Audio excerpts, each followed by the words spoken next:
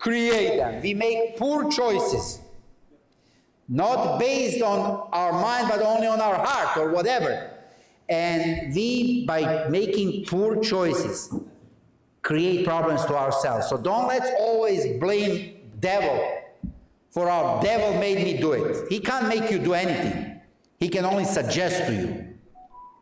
But you choose whether you're going to accept that suggestion or not. You choose whether you're going to make right or wrong decisions. So sometimes we have problems in our life, not just because of devil. Sometimes we add, like it's not enough problems that we have. So we want to add a few of our own, you know what I mean? To spice up the life, make it more interesting. So we sometimes create problems in our life. So let's be realistic. Every one of us did that. So we made our lives harder just because we make some poor choices. Okay? Next reason. Third reason, we live in a world of growing complexity and diversity. What do I mean by that? Today, in 21st century, we live in a global village. People from all over the world, from different ethnical backgrounds, in different cultures, different races, coming and living together in the same country, same cities, same church, even same families. And they have different point of views, different values. Sometimes they have good intention, but their execution is poor. There are some things that in their culture is okay, but is not okay in another culture, and they don't know that. So many times people unintentionally hurt us. Just because we live in a culture of growing complexity. People don't understand every culture, don't know the customs of every culture, don't know what some things are appropriate in one culture, in another is not appropriate. You see, so we hurt each other just because we live in a world of growing complexity and diversity. Another reason that we have problems is that we interact with sinful people. Sooner or later, intentionally or non-intentionally, they'll say or do something that will hurt you. So we cannot have unrealistic expectations, or nobody never will say or do something that will create my problems. That's only in heaven. Just to remind you that we are on planet Earth with sinful people. You know, so sometimes people around us, just because they are sinful, they do or say things that create problems in our life. Okay? And then the last thing, we cannot control all the situations we face. You see, you cannot control what happens to you, but you can control what happens within you, how you're going to react to that. Okay? That's the only control you have. So that's why we need to accept the fact that we cannot control every situation we face. They just come. It's not that we cause them or anything like that, it's just part of life. But you can control what happens in you and how you react to that. So 5 reasons. Satan and 1/3 of angels, we cause the problems, we live in a world of growing complexity, we interact with sinful people, and we cannot control situations in our life. What is important here is that our perspective of problem, not the problem, usually determines our success or failure with problems. So it's not the problems, but our perspective on problems determines how we're going to deal with the problems, okay? And people's perspective make a huge difference in how they approach their problems. And I want to give you an example of the wrong approach to the problems, and also healthy or good approach to the problems, okay? So those are unhelpful beliefs or helpful beliefs about problems. Unhealthy or unhelpful belief is that problems should not be part of our life. They are not normal. The right approach, helpful belief, they are normal part of life. Okay? Another unhelpful, that problems are unsolvable. That's wrong. Right? Helpful belief about problems. Problems are solvable. Another unhelpful belief about problems, that they are permanent. I'm stuck with them for the rest of my life. You know what I mean? It's like a vicious cycle. I can't get out of it.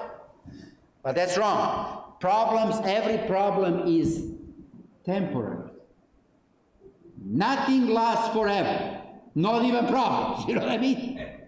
So have that in mind. It's true that the storm is coming, but storm will have his end too. Sooner or later. The night is coming, that's true, but the morning is coming too. You know what I mean? So problems are not permanent, they are just temporary. Problems, the wrong approach or attitude or belief is that make us bitter. The right approach is the problems make us better. The wrong approach is problems control me. I feel like slave, you know what I mean? Helpful belief is problems challenge us. Problems challenge us. And the last one, problems stop us. I'm stuck. No. Helpful belief about problems is that problems stretch us. So this is right approach. They are normal part of life, they are solvable, they are temporary, they make us better, they challenge us and stretch us. If you have this kind of approach, this kind of attitude, you're going to be much happier in life than you have different one. And actually, if you have these helpful beliefs about problems, you will eventually solve, by God's grace, your problems. If you have that kind, the first kind, you will never solve it, and you'll be miserable for the rest of your life, complaining and whining. And nobody cares, by the way. Just to tell you the truth. Nobody cares. So your attitude towards the problem is more important than the problem itself. Because if you have this right attitude, helpful belief, they will be solved. So this is important for your personal life, for your marriage, for your family, for church life, for your work life, whatever. These principles apply for every problem, regardless whether they are personal or group or country or doesn't matter what. Someone says this, I want to share with you, which is very important. Listen to this. The size of the person is more important than the size of the problem. The size of the person is more important than the size of the problem. You can measure a person by the problems that person tackles. Wow. He or she always looks for one's his her own size. Obstacles will look large or small to you according to whether you are large or small. So you see, problems, when they come our way, they reveal something to you about who you are. They reveal something about you. It's like a mirror, so you can see who you are. That's the best way to have a mirror to see who you are. Not when everything is nice and rosy, when there are no problems and you're on the beach eating panzit and drinking virgin pina colada and no problems. Everybody's cool then. But when you face problems, that tells you who you are. You can discover who you are. And the size of the problem discovers what kind of person you are, big or small. Okay? I want to share with you what happened, illustration of the young lady who was complaining to her father about her problems and difficulties in life. And her father was a very smart man. He took her into the kitchen, and where he put 3 pots of water on the stove to heat. So there were 3 different pots on the stove, okay? And he heated them. In the first pot, he put the carrots to boil. In the second pot, he put eggs to boil. And in the third pot, what he did, he put some herbal tea. Okay?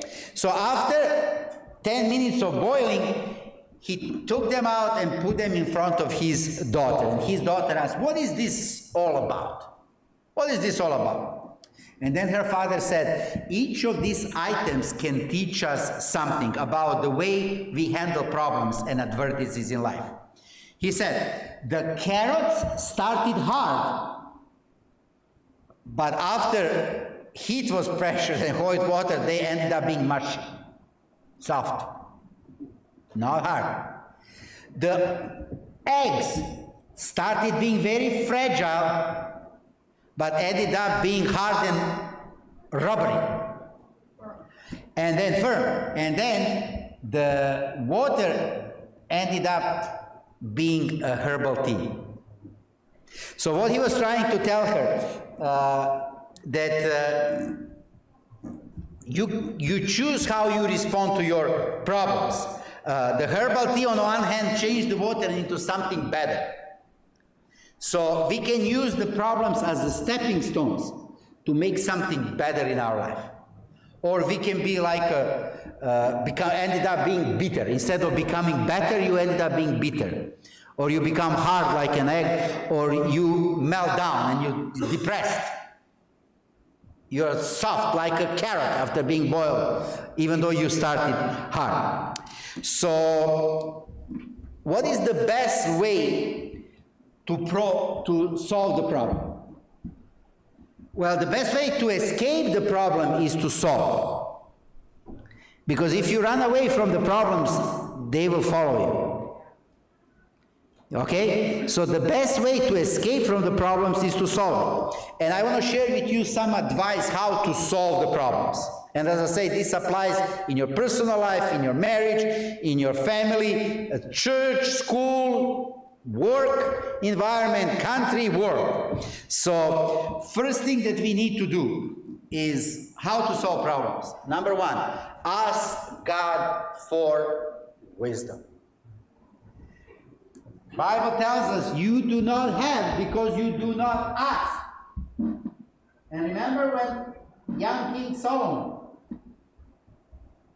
accepted to be a king in Israel, what did he ask? Wisdom and discernment. So God loves you as much as he loves Solomon. And Solomon got wisdom because he asked for wisdom. We don't get wisdom because we don't ask. Maybe we ask for money, we ask for car, we ask for houses, we ask for all kinds of things. You know what I mean? But we don't ask for wisdom. So each time you face the problem, ask God for wisdom to help you solve the problem. Okay? And God will gladly give it to you. Look at the example, 1 Kings 3:7-9. Now, Lord my God, you have made your servant king in place of my father David. But I'm only a little child and do not know how to carry out my duties. Your servant is here among the people you have chosen, a great people, too numerous to count or number. So give your servant a discerning heart to govern your people and to distinguish between right and wrong. For who is able to govern these great people of yours? So understand that we don't have wisdom and discernment to solve every problem. Satan is smarter than we are. Okay? And the only way to overcome challenges and problems in our life is to ask God to give us a wisdom. And He will. He will, because He loves you. And He cares about you. Okay? Another thing when we talk about the problem, we need to distinguish first, is this a problem or is this a predicament? Because you see, there is the difference between the problems and the predicament. Problems is something you can do about it. You can do about them something. You can solve them. If you can't do something about them, that's a predicament. Okay? If you have a house, if you have a spouse that is blind, there's nothing you can do about it. That's a predicament. That's not a problem. That's a predicament. You have to learn to live in it. Okay? So that's a predicament. So I want to share with you something. When you talk about predicament, that means it's something you have to cope with. Something needs to endure for the rest of your life. There is nothing you can't change that because it's predicament. And I want to share with you famous prayer. Remember this prayer? God grant me serenity to accept the things I cannot change. We are talking about predicaments here.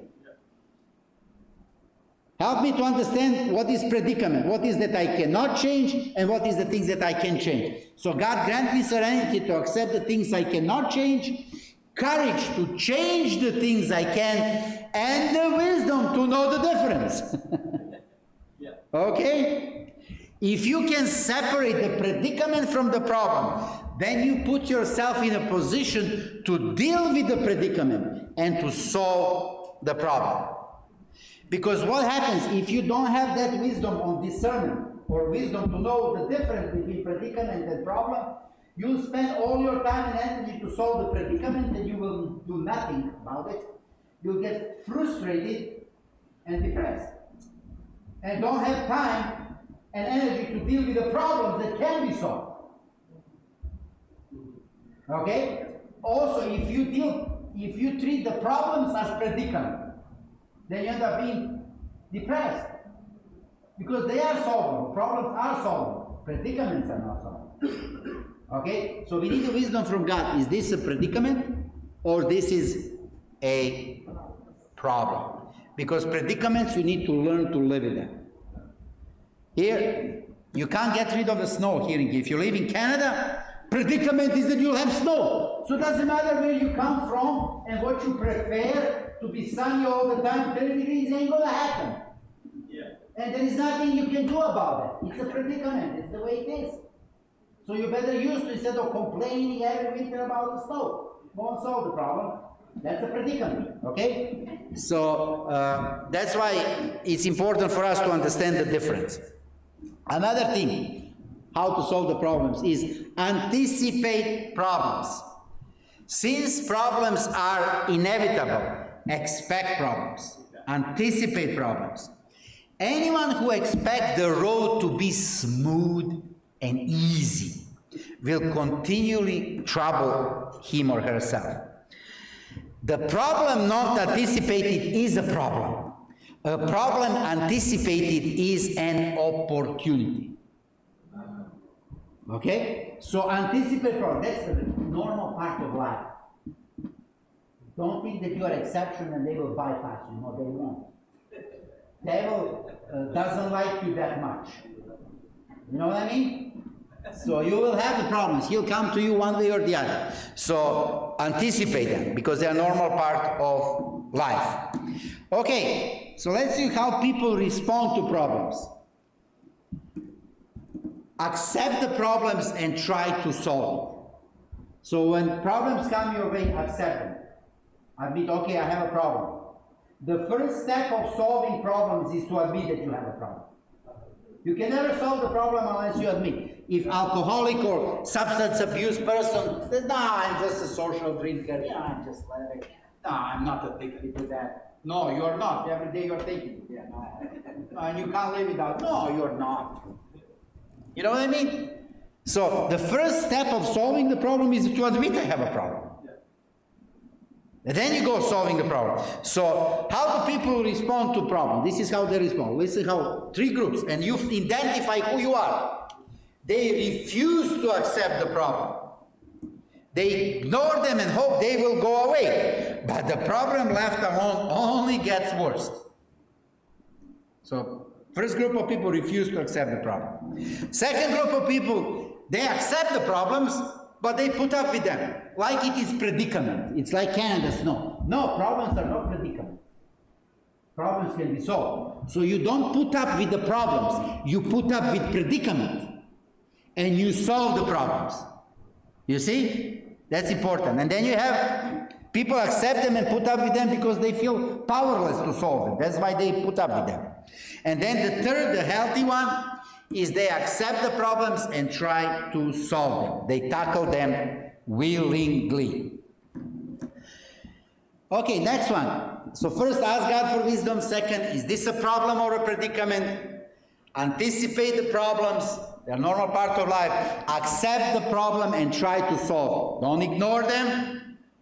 Don't just put up with them. Try to solve them. And next thing regarding problems is handle one problem at a time. Each person in this world has more than one problem. Some are bigger, some are smaller, but we all have more than one problems that we have to, and challenges that have to deal. Never try to solve all your problems at once. Make them line up for you one by one. So if you're faced with lots of problems, make sure you first solve the one that you are dealing before you work on the another. Why is that important? Because if you are trying to solve all of them at once, you spread yourself too thin. And some problems need your full attention and energy. Cannot be solved. So if you try to solve all of them at once, you get paralyzed sometimes. You know what I mean? And remember the animal trainers when they come into the cage. Remember those animal trainers? They come to the cage with a stool. Why do they come with a chair, with a stool that has 3 or 4 legs?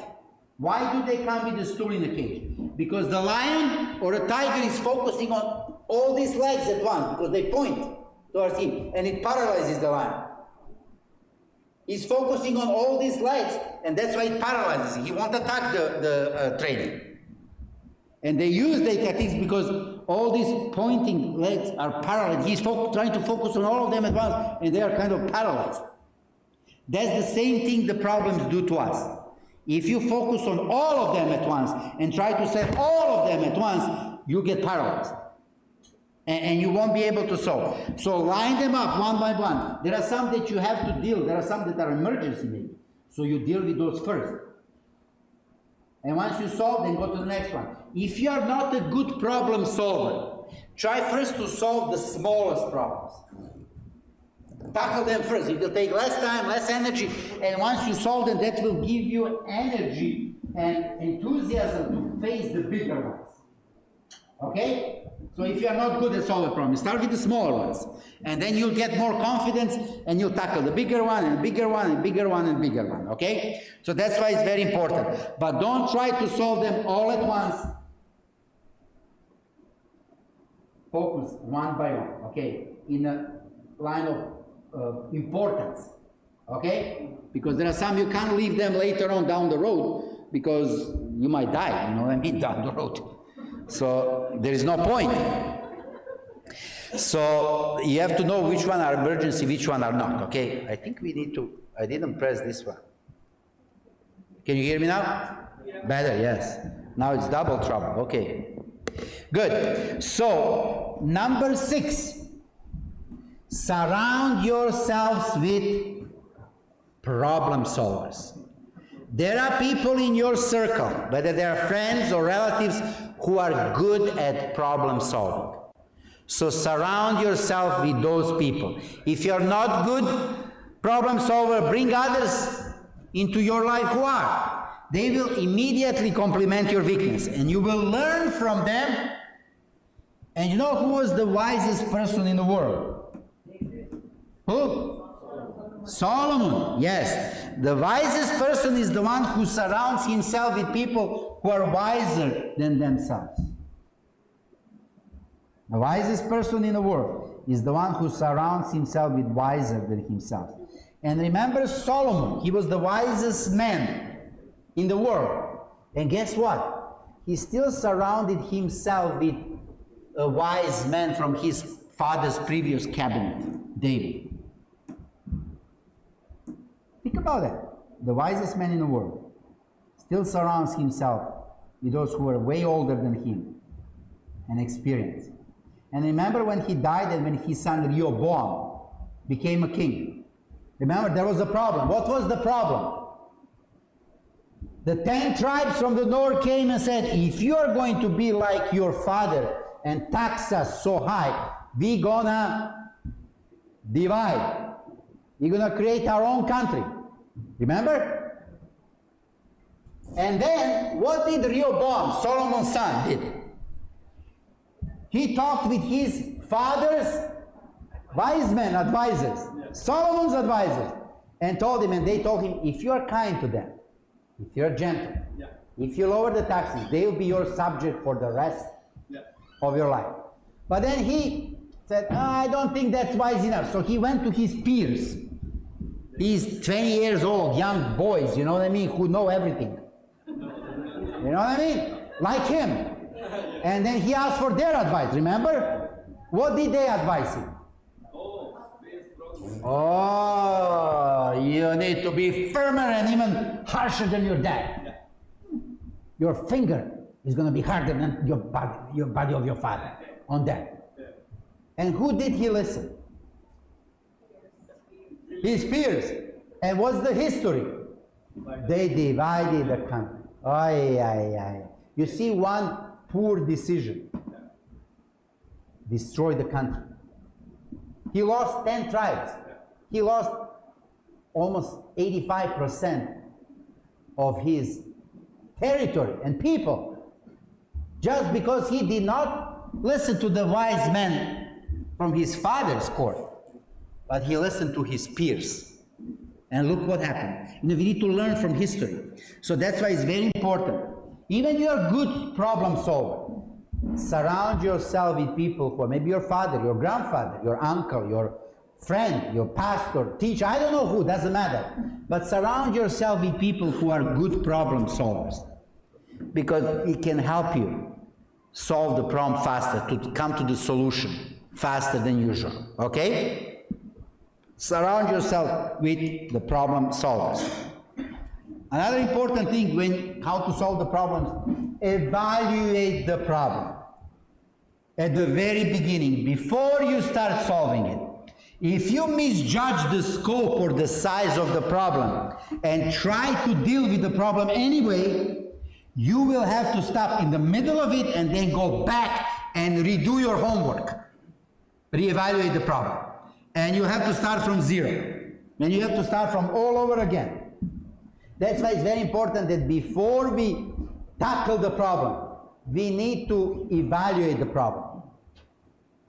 Find out what's the root of the problem, not what's the fruit of the problem, or the branches of the problem. I'll give you an example. I used to have headaches and migraines, and still do, but not as often. Not as often. And then I talked to a friend of mine who is a nutritionist in Chicago, and he's an excellent one. And he told me, Peter, do you drink enough water? He asked me, how much water do you drink? I said, I drink three cups of water. He said, no, that's not enough. You are dehydrated. How many should we drink? 8. So he said, you drink only 3? He said, this is maybe not the problem, but contributes to your problem. Maybe there are different factors. Then he asked me another question. How much do you sleep? How much do you sleep? Well, I said, what time do you go to bed? I said, oh, around 12 o'clock, wake up at 6, 7. He said, first you're missing the most important hours of the day are before midnight. When melatonin is coming and when you really truly have deep rest. 1 hour before midnight is worth 2 or 3 hours after midnight. Did you know that? 1 hour before midnight is worth like 2 or 3 after the midnight. So, because melatonin is produced then, and if you go after the midnight, it doesn't produce anymore, because you were awake and all these things. So and I said, you need to change your lifestyle. He said, how much do you exercise? And he went through all this list, you know what I mean? And then I realized I was the creator of many of my headaches.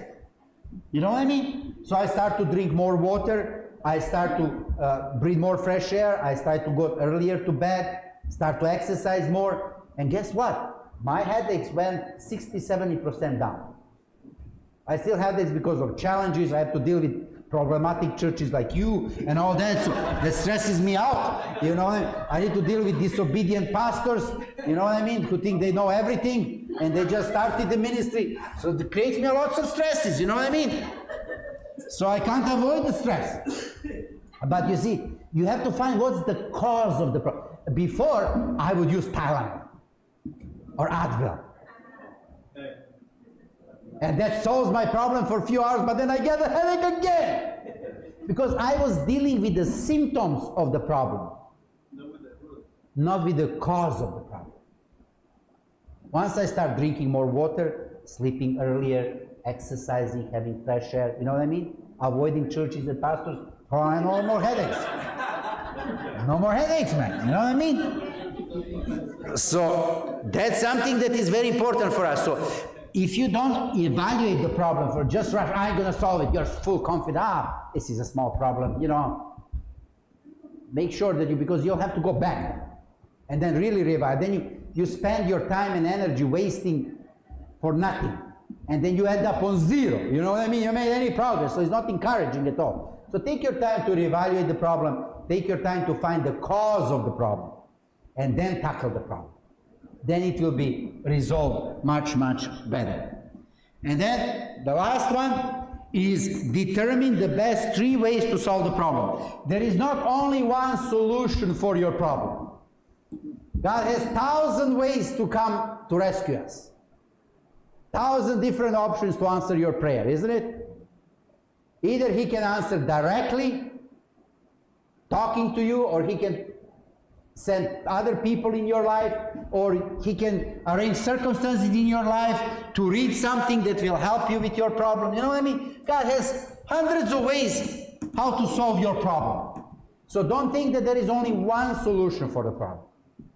So when you challenge the problems, find 3 possible best ways to solve it. Why? Because there is always more than one day to solve the problem. And the case that first solution doesn't work, you already have the second one.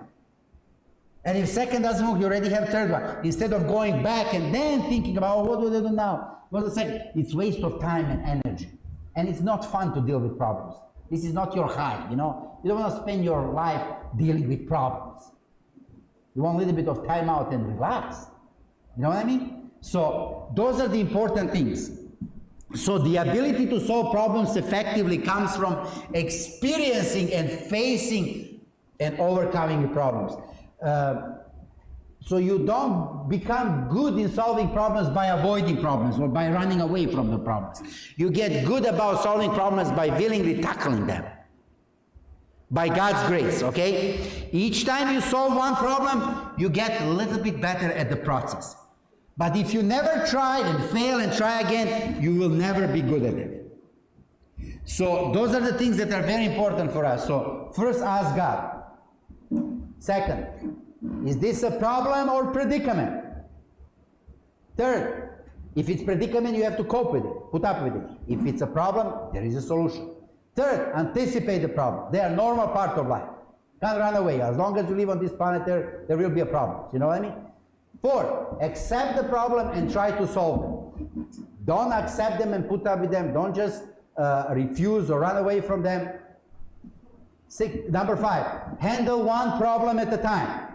Don't try to tackle all of them inside, because they'll drain you and you paralyze you, okay?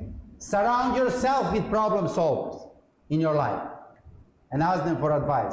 Evaluate the problem and determine the best 3 ways to solve the problem.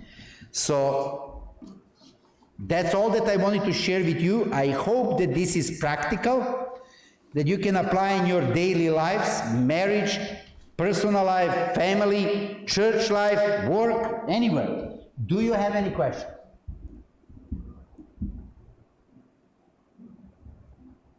Is that applicable as well for a spiritual problem? Applies for spiritual, any problem. Applies for any problem. And you know, devil is a problem maker. God is a problem solver. Amen. So there is a hope. There is no problem the devil can create in your life that God doesn't have solution. And remember another thing, God will never allow on you more than you can bear. Whatever problems you are facing right now, it is God filtered already.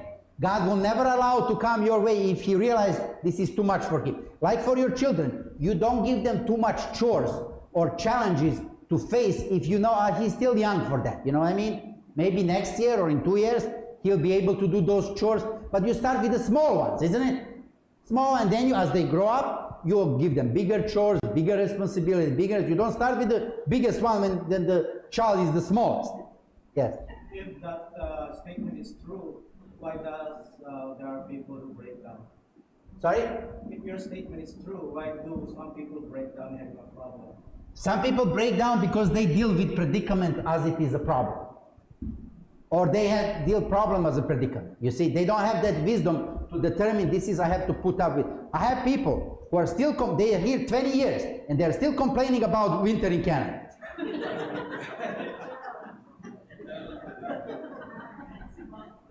Go back to your country if you don't like it. Because this will not change, you know what I mean? There is nothing I can do, you can do, government can do, work can do. This is Canada. It snows in Canada. There's nothing we can do. But people look at that as a problem instead of, they don't accept it and, oh, okay, let's get better clothes, you know what I mean? Warmer. There are some things that you can make it, live with it, you know what I mean? Livable, you know what I mean? Yeah. But you cannot solve that. That's reality, that's ridiculous. So sometimes people break down just because, and another thing, other people break down because this promise is for believers, that God will not allow on you more than you can cope with. Remember that, that's the promise to believers, not to non-believers.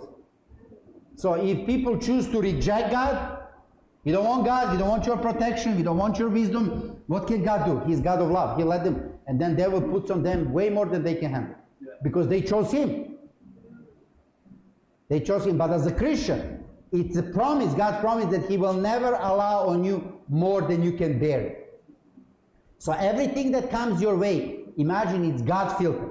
Not very few of us will have to face Job's challenges. But even Job, God knew how much Job can bear. Remember when the devil came and asked God, can you do that? Can you do that? Ah, yeah, touch his skin. Okay, God says, I know, Job, you can do that. But Job also knew. Remember, Job says, even if you kill me, I'll still love you and believe you. So this is for us. So no matter what you change, there is no problem that is not solvable. Okay? So that's very, very important. Any other question?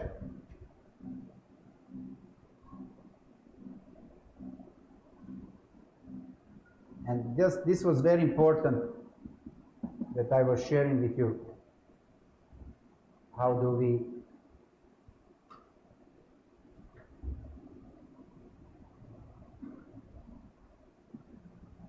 yes, to have the right attitude. People end up being depressed or whatever because their attitude towards the problem. I shouldn't have a problem. Why do I have problems? I shouldn't have problems. They're unsolvable. Oh, they're permanent. They're like in a circle. Never get out of the problems. Oh, and they make them bitter. And they feel that they are controlled and stopped because their attitude towards the problem caused their depression or breakdown. Not the problem itself. Remember, it's not the size of the problem, it's the size of the person. Okay, and secondly, it's not the problem, but your response to the problem will determine how you're going to feel. If your attitude is, it's normal part of life, it's solvable, this is just temporary, makes me better, it would challenge, yes, true, it challenges me, but that's good because it stretches me, it grows you. You never grow in the environment where everything is nice and rosy. You always grew when you were challenged, and you learn things for life when you were challenged. The most important lessons in your life that you learn and that helped you grow is when you face challenges, not when you face good things and merry time. And also when you make mistakes. And when you make mistakes. So don't be even afraid to make mistakes because you learn. So you have to have right approach towards mistakes. The successful people don't say mistakes. They say, I either succeed or I learn. They look at mistakes as learning process, not failing. You know? So even if you make mistakes, so what? Everybody makes mistakes. Just move on. So that's very important. But we need to have the right belief, right approach towards the problem, because then we have the right approach, then there's way better chances to problems to be solved. Any other question? I don't want to dominate the question. No, it's okay. Sometimes there are things that beyond our control, and we want to control, let's say, the decision of our kids. We want to make decision for them for a better future. Then we get disappointed when they choose different. You know, when I have wedding, I have message for bride and groom, but I also have message for their parents. That's good. And my message for the parents is, do not offer advice unless they ask. Yeah, unsolicited advice is not good. Unsolicited advice is not good. It didn't work. You should have learned that already. They've been in your house for at least 18 years. Yeah. So, but also to to those bride and groom, I advise them, don't make decisions alone. Surround yourself with people who love and care for you. And you don't have to do what they tell you, but put it in your portfolio. Because they look at that situation from different angles, different perspectives that you don't, because they have different experience, they have different cultural background. So that can help you find the right solution or make the right decision. So I encourage those young couples to talk to their parents because they care for you, or your teachers, or your pastor, or whoever you trust, but make sure that they are spiritual people. That's I don't care whether it's father or mother or teacher or friend, as long as they are spiritual, they have a relationship with God, they are close to God. That's number one. But talk to your parents, ask them. So that will prevent you from making mistakes. You don't have to learn from your mistakes. Probably they made that mistake, so that can help you prevent making that mistake. So you go and ask parents, and you parents control yourself. Okay? Yeah, there's another terminology or word. If you learn from your mistake, better to learn from the success of others. That's right. That's right. But there are some things you will only learn if you fail. Some things, not everything, some things. And sometimes only unless we fail, we don't learn. Some of us are very stubborn. Unless we hit the bottom, we never come to our senses.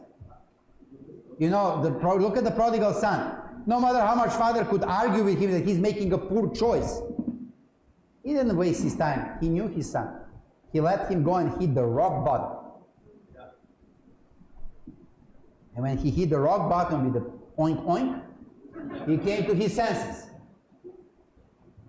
You see, sometimes some of us are like that. So when God will allow us, you see, God in His love deals with each one of us differently because He knows us. He knows what works with you. He knows what better than your spouse and what doesn't work with you. So that's why God is more patient and long-suffering and all that. You know what I mean? So you're better off in God's hands than in your spouse's hands. But respect them too. They are not here to endure you and to put up with you. They are not your predicament. Sometimes they can be your problem, but they are not your predicament, okay? And don't treat them as predicament. Most of the time they are your blessing. Nobody's perfect, but most of the time spouses are blessing. Any other question? Comment? Does this make sense? Okay, I hope you can apply this in your personal life because, as I said, you will still have problems, but it would be, you will spend less time being stressed out and discouraged or whatever if you have the right attitude towards the problem and you know how to deal with the problems. Yes? What can you say about we pray to God about the problem? And we go ahead to That's what Abraham and Sarah did. And look, they created problem for the rest of the civilization. There is no end between conflict with Arabs and Jews. Just because they thought that they can help God. They can help God. They can speed up the process, They want to microwave the problem into solution. Sometimes you have to crockpot the problem. Not all problems are microwaved to solution. Sometimes they are crocked. It depends how deep is the problem, how serious, how deep are the roots of the problem. Because it can be genetically, you know what I mean? So it can be serious. And people are struggling with that. And sometimes they do things or say things, it's in their genes, you know what I mean? This is what their father did. This is what his grandfather did, you know what I mean? So it was not his choice. He inherited some tendencies that doesn't justify what they did, don't get me wrong, but explains why they do things. So that's why it's good for you to know. That's why in premarital counseling, by the way, I never marry a couple unless they have premarital counseling. They spend 1 year, more than 1 year to prepare for 1 day. But they don't spend 1 day to prepare for the rest of their life. How smart is that? She spent 7 months looking for the dress, but not 7 minutes how to live with this man. Or vice versa. Hello? And I tell them, if you don't have premarital counseling, you'll have post-marital. And it will cost you quite a lot. They charge $150 an hour at least. This one is free. So it gives you tools and knowledge how to deal with challenges in life before they come. It's better to be proactive than reactive. Because when you are proactive, you have more options. And some of them are good or very good. But when you are reactive, then usually you don't have good solutions. There is worse than smaller evil. You know what I mean? And it's much harder to solve the problem when you are reactive than if you are proactive. When you are proactive, you can avoid some problems. Not have them. But never when you are reactive, it's already there. That's why you react. Can't avoid it if you're reactive. So that's why it's very important for us to be proactive in life and learning. That's why I tell them, I won't marry you unless you have at least for 3 months premarital counseling. I won't. I tell them straight away, when I come to the church, to young people, I address them and tell them, I'll be more than happy to perform wedding for you, but not unless you have at least 3 months premarital counseling. And then I try to share my experiences, how to give them knowledge and tools, how to work, because marriage doesn't come with manual. They just bring into the marriage what they saw with their parents and grandparents. Yeah. Is that true? And sometimes that works, sometimes it doesn't. Most of the time it doesn't. So you're doomed to have post-marital counseling if you don't have premarital. And you know another thing I tell them, in my country there is a saying, if you get married quickly, you will suffer and regret slowly. If you get married quickly, you will suffer and regret slowly. So take your time to get to know the person. Date them at least for a year. Neil, you're single. Are you listening? Taking some notes. So at least for a year, get to know them. What are their dreams? You know, because usually when young people marry, they only talk about the things that they have in common and that they like. They don't think about that they disagree. They only talk about the things that they agree. And they overlook some things because they're emotionally involved. And I tell you, invite them for a lunch with your parents or with your friends, best friends who are spiritual, and ask them, what do they think about that person after that lunch? Or after that outing, whatever you have. Your parents or your friends, ask them, because they're not emotionally involved. They'll tell you as it is. You're so emotionally invested in this relationship that you're blinded, you see only good. You are paralyzed with good. Yeah, and then you become blind. She's so beautiful. You know what I mean? That paralyzes you. And she's so smart. You know what I mean? Or whatever. So, invite other people in that relation and let them tell you what, because they'll tell you as it is. They have nothing to lose. They love, they care about you. You know, so they'll help you see other things that you are blind now to see. No, in my country, there's also saying, you don't know someone until you eat 20 kilograms of salt with them. How long does it take to eat 20 kilograms of salt? Years. You know what I mean? So that's why take your time to date with a person, to get to know them, get to know their family, get to know their grandparents. You will see dynamics, where he comes from, what is the background, culture, and all these things. And then you'll understand that person better when they say this thing or react this way or that. You'll say, oh, this is cultural thing, or this is because of this. Otherwise you'll be, what? You know, you'll be shocked. So get to know them and their family. Because you're marrying the family, not just, she'll bring all her family. When you get her, you know what I mean? And vice versa. He'll bring all his family into your marriage. So just get to know them. And if they don't, then they have problems. Yeah. You know, that's something that is very... And the more things you have in common, another thing that I tell them, the more things people have in common, the better chances are for relationships to be stable. It's exciting not to have things in common, to meet people that are different. So it's fun to date, but it's not fun to marry them. Because the marriage is going to be a lot of surprises. Unpleasant. You know what I mean? So, but the more things you have in common, the better chances is for that relationship to grow and develop.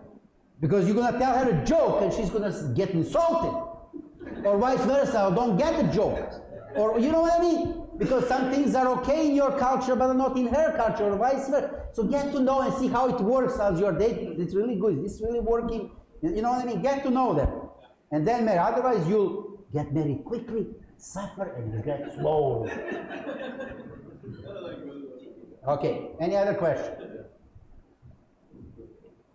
Pastor, since we are in the subject of, like, the marriage, kids, marriage. Oh, my wife. No, I told Pastor Neil. Yeah, to invite my wife is marriage and family therapist, and she's in a conference also, marriage and family therapist. So she organizes couples retreats for the whole conference at Camp Hope. She's the one who does it, and also she goes to churches and they invite her to have seminars.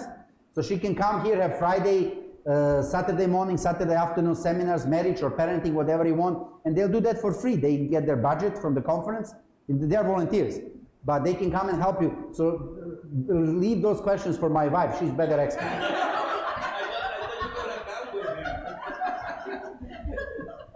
But okay, go ahead. I might know the answer, but still check with my wife better. Okay. You see, we pastors are not trained in everything, and you need to understand. We need to know what are our limitations.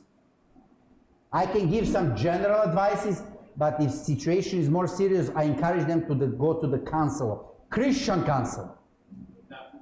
Preferably Seventh-day Adventists if they can come. Because they understand your background, your religion, they understand way more about you than secular. Never go to the secular one. Never. You know, my wife, when she was studying in University of Manitoba, her degree in Master in Marriage Family, they teach how to solve sexual problems. And you know what is one of the methods to solve sexual problems? Is to watch together pornography. Oh. That's what they teach at university. Is that the way you're going to solve problems, or going to create even more problems? You see, but some secular using those, they teach them all the way how to work with couples. So then you choose one, but most secular will choose even this and advise you to do that to help your sexual life. What? It's going to create millions of problems by introducing. But that's what they teach at university. This is how they train marriage and family therapy. And some of them are giving those kind of counsels. So make sure that if you have any challenges, marriage, parenting, go to the Christian, and if possible, Seventh-day. And we do have here in BC, in Lower Mainland, people who are Christians. Marriage and family therapists, clinical psychologists. Go with them, ask with them, because they'll guide you right. Even though they know those techniques and methods, they will not advise them to their clients because they don't believe it, and they don't work anyway. But they have to learn all of them to get a degree. You see, so that's something. So your question was? Thank you, Pastor, for telling us that your wife is available. Yeah, that's why I say she can come and have a seminar for you Friday, Saturday morning and Saturday. Make sure you have panzit for lunch because she likes panzit. She'll charge you with the panzit. She ain't gonna come unless you have panzit. No, I'm just kidding. Actually, want to ask is like, so if we have like older kids, you know, and then getting married, does it? What can parents do to help their relationship then? Like, you know, you said restrain yourself, but can we make a relationship with the parents of, like, you know, the parents of the groom, for example, and then, like, you know, having that dynamic of good relationship? It would be very wise. First, you know what? The best way to prepare your kids for marriage is for you to have a good and healthy and loving marriage. Amen. That's the best way to. If you miss that boat, no counseling in the work can help. If your relationship is miserable and fighting and they grew up in that kind of environment, God help them. You know what I mean? It depends how you model a relationship. You know, it starts with parents. But even God can, there are many who grew up in unhealthy relationship but still ended up having a successful marriage because they didn't want to have a relationship like their parents. You see, sometimes it's a stepping stone for some of them. But what is important is good to have a relationship with the in-laws, others. So you meet together and pray for your children. And see, how can we help our children? Maybe they need financially, how can we help them to get the first mortgage? Or, you know what I mean? You as a them can do and pray for them, primarily. But then see in other ways how you can babysit them. You see, they need some time to build that relationship. So maybe you can babysit them, let them go for a date. And then other parents of your in-law, they can go and take, so they can have more time to have that, because usually when kids come, that's hard time to have a romantic relationship going on. But then your grandparents, aren't you excited to have a grandchildren? So why don't you go to their house, put them to bed, give them a bath, change the diapers? You did that already. You're a pro, and let them go for a date. So they can have a time out from that, so they can still build their relationship, you know what I mean? Because sometimes they can become child-centered, and healthy Christian families are never child-centered. Children are a welcome addition. They are not the focus and foundation for a relationship. They are a result of relationship, not the cause of relationship. And that's why you who are grandparents, who have kids who got married, try to help them financially, pray for them every day. Try to see how can you help them financially with the mortgage, you know what I mean? And whenever they are asking questions, be there for them when they need you. I guess, Pastor, follow up. I guess my question also is that, do you need to maintain a good relationship with your in-laws, like the parents of your in-laws, of your in-law? Doesn't hurt. It only help. Because then God can use 4 of you to influence those young who think they know everything. You see, God has now 4 channels that He can use to bless them. That's why it's very important for us to have that, because in this world that we live, many people are alone. I remember my parents passed away, my wife's parents passed away, and we had to raise our child without grandparents, and it's very hard. Very hard. And as a pastors, we travel all different places, no relatives around. So it was hard for us. If we want someone to look, we have to pay. And we sometimes don't have money to pay for that. So those who have grandparents are blessed. And that's why you should enjoy your grandchildren. Take time to build a relationship with them, but also give your children time so that they can continue dating each other. Dating each other, you know what I mean? So they can keep that romance on flame. Because the best way to love your child is to love your spouse. That's one of the principles, psychology, marriage and family therapy. The best way to love your children, fathers, is to love your wife. That's the best way to love them. And vice versa. The best way to love your children is to respect and love your husband. That's the best way, because that's their foundation. And if that is not okay, then the whole world is disappearing under their feet. So you are the only strong foundation that they have. And you know, my son sometimes comes because there are single parents, his friends, and in their mind is always question, when are my parents gonna, subconsciously, when are my parents gonna divorce?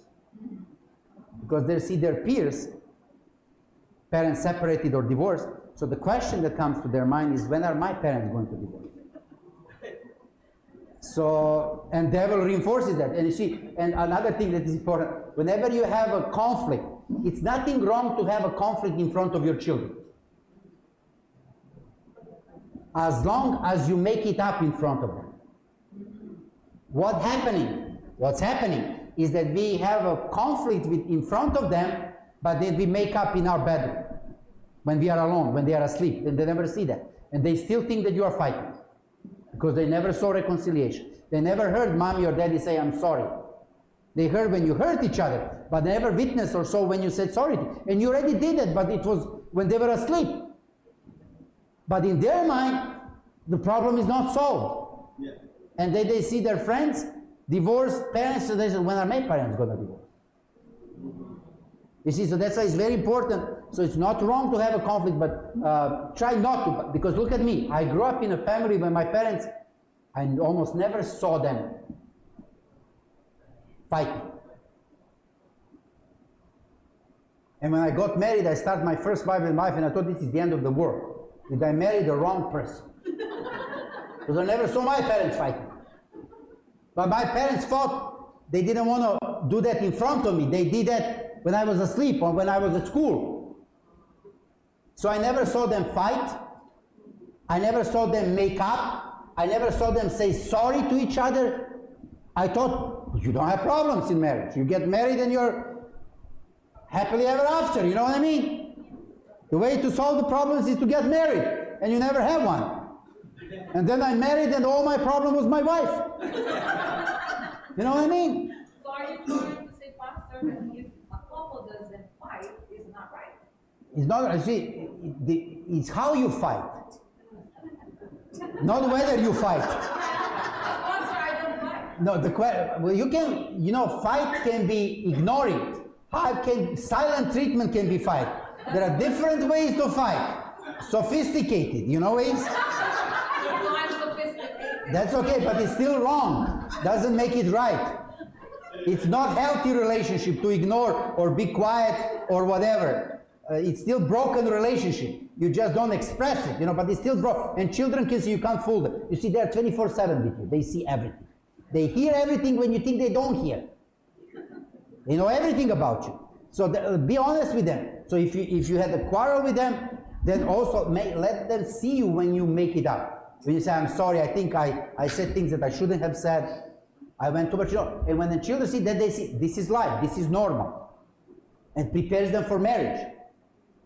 Prepares them for life. You see, as a parent, there are 3 P's. You protect them, you provide for them, and you prepare them for life. Protect, provide, prepare them for life. And you prepare them by this also, how relationship works.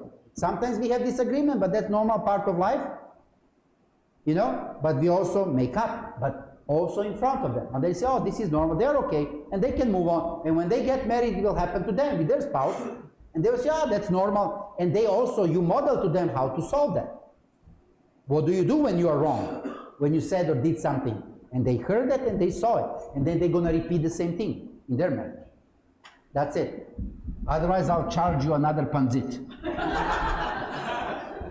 See, I ate only one, so I think I had more. I gave you more than you gave me. 2 presentations for 1 panzit. Come on. This is not fair. Okay. We owe you. Yeah, no, you owe God. God is good. I just want to close in prayer, okay? Heavenly Father, thank you for this wonderful time that I could have with my brothers and sisters. I pray that you may bless each one of them. Father, each one of them faces some kind of challenges and problems in their life.